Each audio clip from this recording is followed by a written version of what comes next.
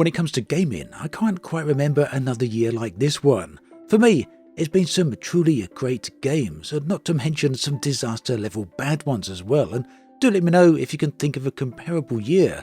I mean, let's face it, a number of games released this year could objectively be considered to be ranked amongst the best games of all time.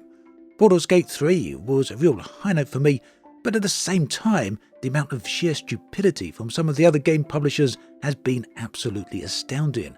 Even as recently as November of this year, the fallout of the recent Call of Duty has been dramatic. Now, these are just two examples among many that have really highlighted a growing industry rift that has been delivered this year. I mean, I'm sure you have all noticed this too, right? In very real terms, 2023 has been a clash between two completely different goals. And this is a clash that has been brewing for many years at this point. It's a clash between the desires of players seeking compelling game experiences and the desires of massive publishers seeking nothing but profit. Baldur's Gate 3 and Call of Duty highlight this perfectly, but the amazing thing is that this year has delivered so many such examples, and it's a year that will almost certainly affect the future of gaming. Now, one thing that certainly will be beneficial to the future is the use of VPNs, thanks to the sponsor of this video, Surfshark. Time is undeniably our most precious resource. It's invaluable, and squandering it always feels like a mistake. This is precisely why VPNs, particularly Surfshark, are a lifesaver for me. As someone deeply involved in gaming and creating YouTube content, the necessity of a swift internet connection cannot be overstated. It's vital for both downloading game updates and uploading videos. Unfortunately, my internet connection isn't always compatible with every game, service or website, often due to geographical restrictions. On other occasions, I've faced problems with server and network traffic. Surfshark VPN has consistently been my solution, skirting around all these issues effortlessly and maximizing my internet speed. Also, when I'm on the go, finding a secure and private internet connection isn't always feasible. That's where Surfshark VPN comes in, allowing me to connect to public Wi-Fi with significantly less worry about security, thanks to its numerous global servers and its straightforward user-friendly app.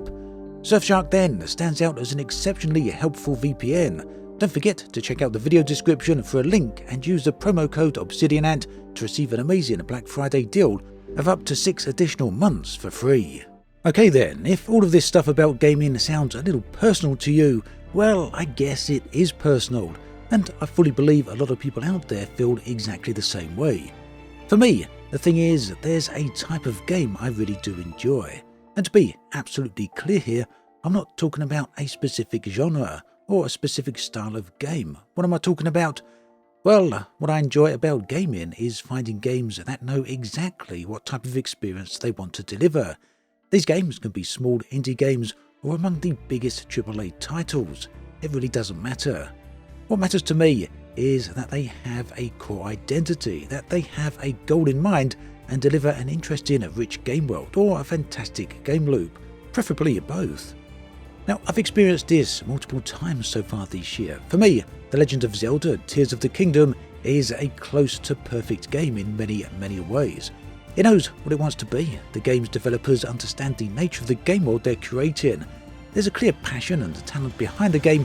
I wanted to experience the Tears of the Kingdom because the game world is compelling. Literally, the world is multi-layered with islands in the sky, the regular surface world, and the underworld. The narrative of the game is deeply rooted into this concept. Most importantly, the gameplay naturally weaves the game world and the story together. What's more, one thing I really did enjoy is the fact that the game really does encourage the player to experiment with both the game world and the gameplay. So yeah, I found this to be a rich and compelling experience because all of the individual parts of the game work harmoniously with each other. And this really is the type of experience that drew me into gaming many years ago, and it's a type of experience that I continue to seek. I suspect most people will look for something similar, right? Games that allow them to escape into another world that is both believable and rewarding. So this is something that the best developers understand, but at the same time, it seems a bunch of other very large publishers have either forgot this or failed to understand. Now I'm going to talk about why 2023 highlights this division, and whilst I'm doing that, why not let me know what games work for you? What do you look for in a game? What games deliver that for you? And also, while you're at it, if you enjoy this video, please do consider liking and subscribing. Now, I could go on a diatribe here on what makes for a bad game. I could talk about the number of sales or a game's player count, but at the end of the day, all of that is largely irrelevant. All of us here know intuitively what makes a game objectively bad. And I'm not talking about simply disliking a game here because, if a game's not your cup of tea and you don't like it, you don't like it.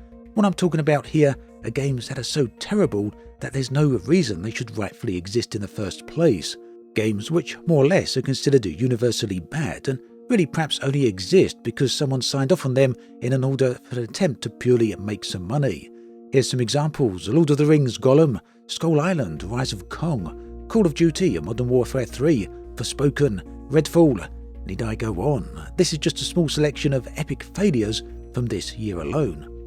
And they all failed for different reasons for sure, but they also have one thing in common. In one way or another, each of these games is an incohesive mess. They're either poorly written, poorly designed, unoptimized, extremely buggy, or otherwise just simply and objectively bad. And in some cases, they're all of these things combined and much more. Now, to take it further, they're bad because for one reason or another, they feel as though they're either taking advantage of the player or not really caring about the player.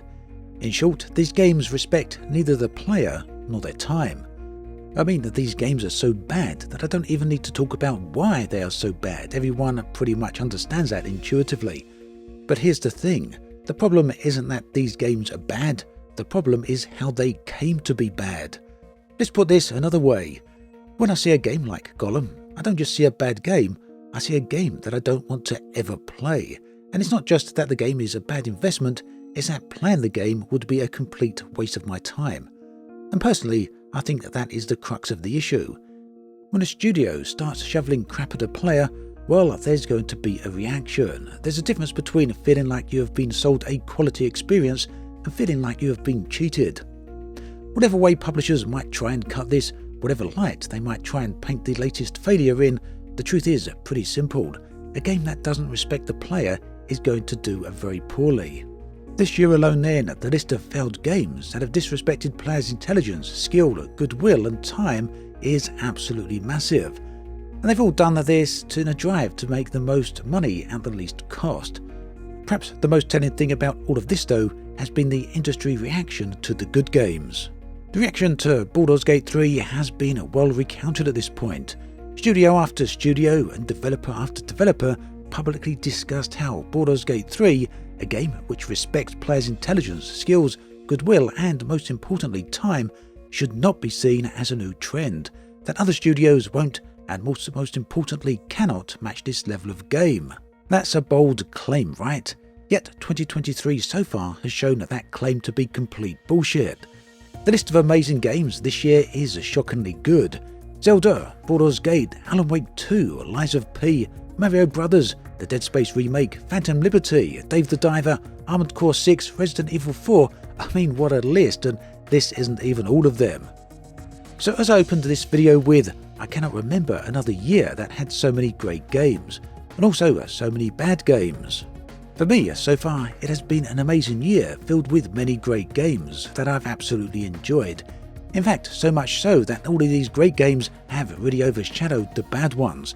The bad ones have fallen by the wayside to be ignored by what can really be truly achieved in the games industry still to this day in 2023. There's studios out there really highlighting what can be done and really perhaps showing the way forward. And I truly do think that all of this represents a clash between studios delivering what players want, whilst other studios continue to try and take advantage of players. But perhaps what it highlights most of all is that delivering what players want is proving to be a winning strategy. It really is a winning formula, both for the players but also financially for these companies that are doing this. The fact is that in 2023, like in recent years before it, plenty of companies out there have produced genuine shovelware, either through incompetence or genuine greed, all in an attempt to extract the most money possible from the players. It's a situation which appears to be at breaking point, and more players are starting to rebel against this very notion. The publishers and studios pushing this crap are prioritising profit. They appear to believe that manipulative practices and cheaping out are the way to do this. They deliver games that don't respect players' time or the players themselves because they feel that doesn't lead to massive profits. The ironic thing here though is that this year, title after title has shown that if a studio delivers a great gaming experience, whether that's on a smaller scale or a truly large scale, then that studio will reap the rewards in terms of massive sales numbers. In my mind then, 2023 has so far provided all of the physical proof that we could ever need to show that when a company gives players what they want, that when those companies respect the player, they can also make a ton of profit. I mean, who would have thought that, right? The next question then is whether these other companies are going to learn from their mistakes. Let me know what you think this could mean for the future of the gaming industry over the coming years. Unfortunately, it's not all been good. There's been a massive, unprecedented level of layoffs this year, and that is, well, pretty tragic to say the least. It's something I want to touch on in a future video because it really does deserve its own subject. For this video though, I wanted to focus purely on game releases. It's been a crazy year for games, and it's hard to see how 2024 is going to compete. We've still got the Game Awards to look forward to, I guess. It's going to be interesting to see how that plays out, and there's some people who feel there's a controversy surrounding that as well, particularly with the absence of certain games that haven't been nominated. And of course, there's another month left of this year.